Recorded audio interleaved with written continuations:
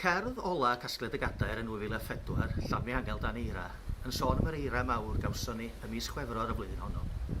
Diwrnod perffaith o awyr las ag eira gwyn. Adega honno ni, yn blant ag oedolion, allan drwy'r dydd ar y bryniau uwchben Llanfi Angel Genfair Glyn, sef pentre Llandre yng Ngogledd Ceredigion, yn chwarae fel pethau gwirion.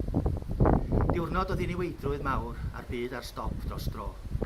Ond mae'r gerdd yn cloi efo delwedd y deryn sglyfaethus sy'n hofran yn dywyll uwchben y cwm.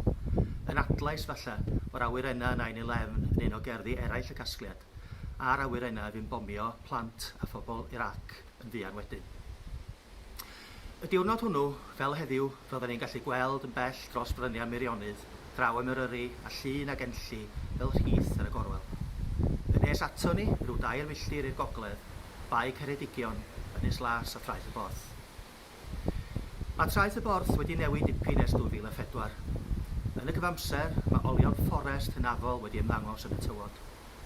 Ac yn ystod y cyfnod clo diweddar, mae yna fwy fyth o'r bonion coed rhyfeddol yma wedi dod i'r golwg, fel tasa hen deyrnas gwydnog aran hir, canser gwaelod, yn codi eto o'r tonau.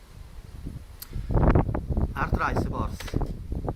Fy mhedau'r wal oedd y myd i, hyn fe wn i unwaith i'r traif yn hynny nôl i'r fynwent, lle roi slaw ar fonyn.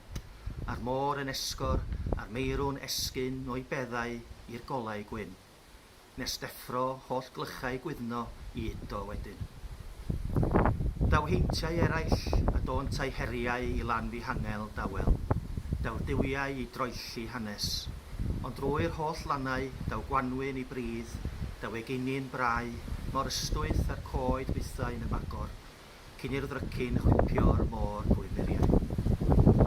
Ond i chlywch yn uwch na'r clychau, tu hwnt i wyntoedd a thonau, sŵn trydar plant yn chwarae yn Gymraeg drwy'r Gymru iau. Ond i chlywch awel iachach, sŵn cwm byw, sŵn camau bach.